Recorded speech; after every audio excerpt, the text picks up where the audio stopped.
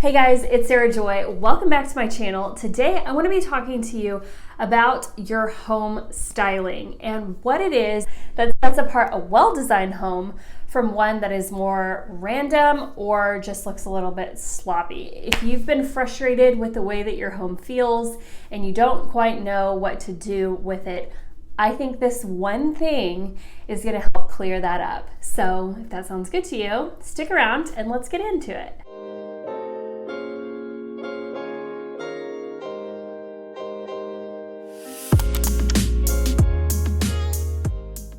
First of all, if you're new here, I just want to take a second and say hello. My name is Sarah Joy, and I've put out new videos every single Tuesday, taking you behind the scenes on projects that I'm doing around my home, or coming on, like today, to give you some tips to bring more joy into your spaces. I believe home should be one of your favorite places to be, and so I'm going to be sharing with you some things that I've learned throughout the years to bring more joy into your home. If that sounds good to you, make sure that you hit subscribe so that you don't miss a video when they come out every single Tuesday.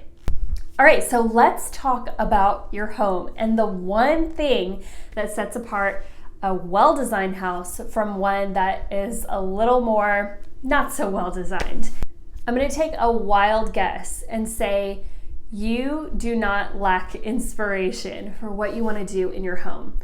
Ever since Pinterest came about, especially, you are just flooded with different ideas and different styles of amazing things that people are doing within the home design and interior decorating space.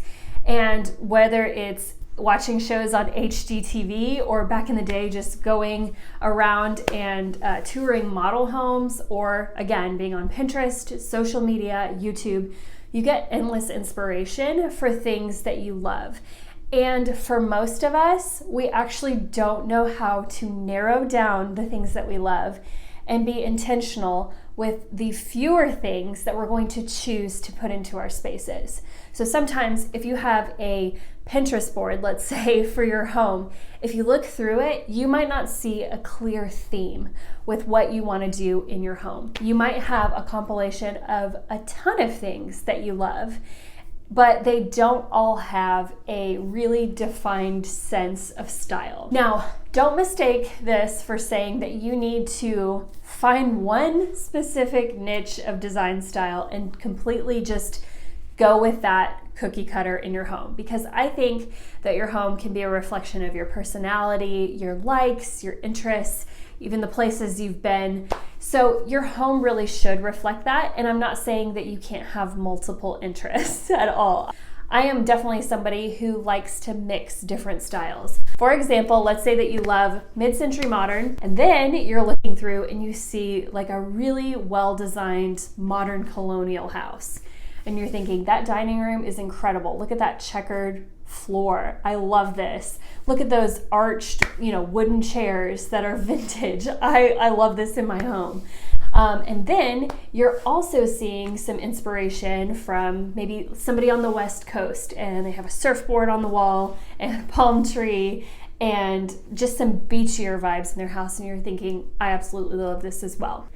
And you're really into the popular transitional effortless style. That is when it starts to just appear disorganized or appear unintentional with your design. If you could take it and narrow it down to your top 2 favorite design inspirations, that's gonna help you so much to streamline the way that your home feels. And again, most people have tons of inspiration, but doing what you can to narrow those design choices down is going to help you just really get the look that you're going for. And I believe this helps you save a ton of money when you're shopping, because think about it.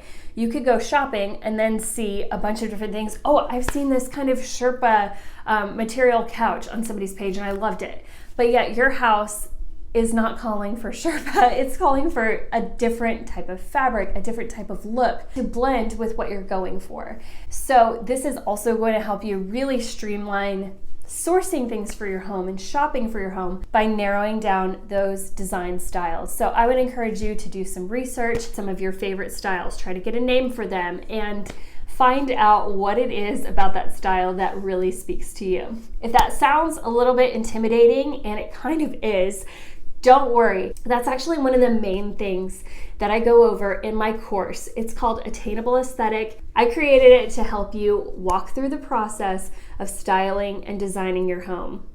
And one of the main things that this course goes through is resourcing you with how to pick and nail down your design style. If you're thinking, I'm not really cookie cutter, I don't fit into just the modern colonial or the farmhouse look or, this other thing that's really popular, the traditional type of house. I don't really fit into a mold. My approach to your design aesthetic, if you will, is completely different, and it allows for your personality to really shine through. I've got some exercises in the course to help walk you through and get you in the right frame of mind for what you really imagine and hope for in your home. And then we're going to go into some really detailed quizzes that I have for you. The quizzes are going to go over everything to nail down the type of colors that you're drawn to, the styles that you're drawn to, the inputs that you're drawn to, even the styles of art or vintage elements, whatever really speaks to you. These quizzes are going to narrow those things down to you and then present you with what your style is. From there, I have resourced you with Pinterest boards, color palettes, and videos that walk you through what textures to buy for your curtains, for your sofa, for your throw pillows, what colors that you should be painting your walls and your accent walls, what type of wood that you can consider for your furniture, for your flooring, for your accent floating shelves, what kind of plants go the best with that specific design style, what kind of things that you could look for when you're thrifting that also really pair well with this style.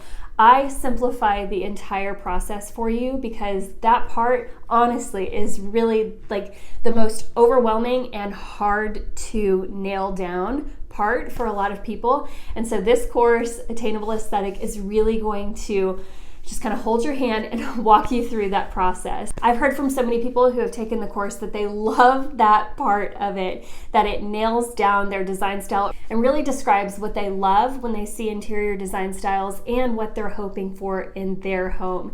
And it really helps, again, narrow it down, simplify it, and also save you so much money and time when it comes to the decision-making part of what to buy and put in your space. So I'd love for you to check out the course. Again, it's called Attainable Aesthetic. There's plenty more inside that course as well, from how to repurpose things that you already have to fit into that design style, and also how to thrift and source things on a budget. I also have shopping guides for you to take you inside my top places to find quality, top of the line stuff at a fraction of the cost and really help your ideal aesthetic be attainable. So I really think you'll enjoy this course. Make sure to check it out by visiting the link in my description and enrolling today. I'd love to have you as a part of that course. I hope today's video helped you to know how to start approaching nailing down your design style and making it look well-designed, intentional, and even curated inside your home. I'll be back next Tuesday with a brand new video, and until then, have a great week. Bye. What a wonderful